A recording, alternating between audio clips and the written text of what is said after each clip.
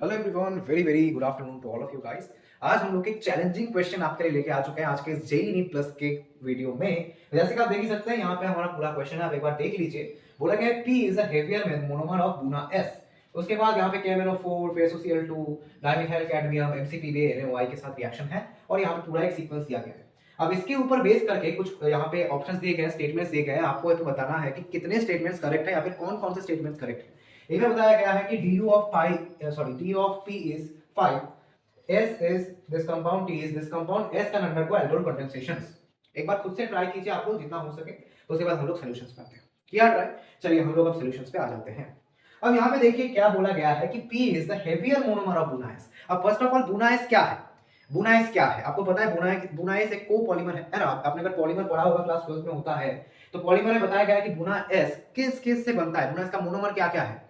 एक तो है 1,3-ब्यूटाडाइन और साथ ही साथ आपको क्या मिलता है? स्टाइरीन मिलता है ना। स्टाइरीन। अब 1,3-ब्यूटाडाइन जो है, 1,3-ब्यूटाडाइन जो है वो तो मतलब हेवियर नहीं हो सकता। ठीक है, हेवियर कौन सा है? आप पहले वो बताइए कि हेवियर मोनोमर कौन सा है। क्या वो 1,3-ब्यूटाडाइन है या फिर स्टाइरीन है? Of course it will be styrene, क्योंकि स्टाइरीन में जो स्टाइरीन होता है यानी पी जो है हमारा स्टाइरीन, तो स्टाइरीन जो है वो कुछ ऐसा दिखता है। अब यहाँ पे एरोमेटिक रिंग आ गई, मतलब ही इसका मॉलिक्यूलर वेट ज्यादा होगा, है ना। एरोमेटिक रिंग आ गई मतलब ही इसका मॉलिक्यूलर वेट बहुत ज्यादा होगा।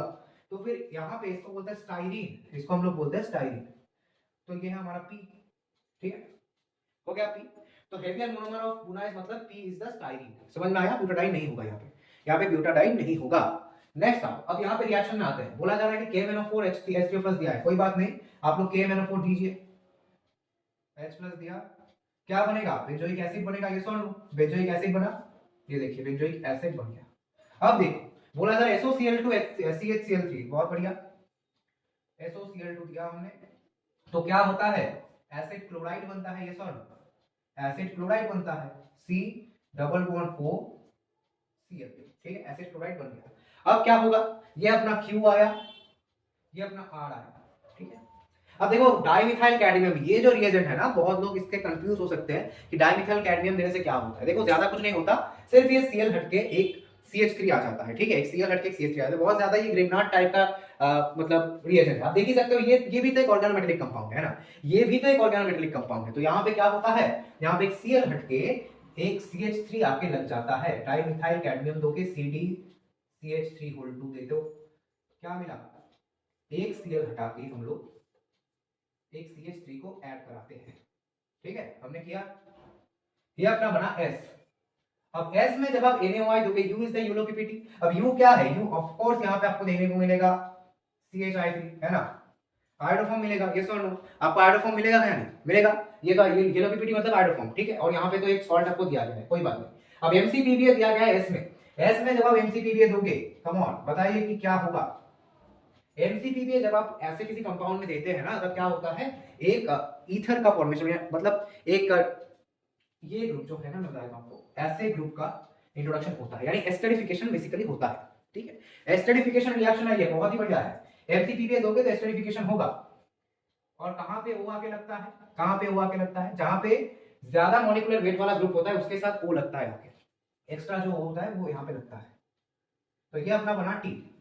अब आते हैं हमारे क्वेश्चन पर। ठीक है, समझ में आया? MCPBA दोगे तो एस्टरिफिकेशन होता है। ठीक है, अब देखते हैं, चलो क्वेश्चन में क्या बताया गया है। du of p is equals to 5, ये हमारा p था। अब du देख लो, ये एरोमेटिक रिंग है, इसके लिए 4 और यहाँ double bond 5। Yes, A is the correct answer, ये तो सही है भाई। s इज दिस कंपाउंड, क्या s ये वाला कंपाउंड है? Of course not. s तो यहाँ पे आप देख ही सकते हो, तो फिर s नहीं होगा, ये रॉन्ग हो गया आपका। t यहाँ पे देखो, t तो ऐसा कंपाउंड है, बट यहाँ पे ये बताया गया है, तो ये भी रॉन्ग हो गया।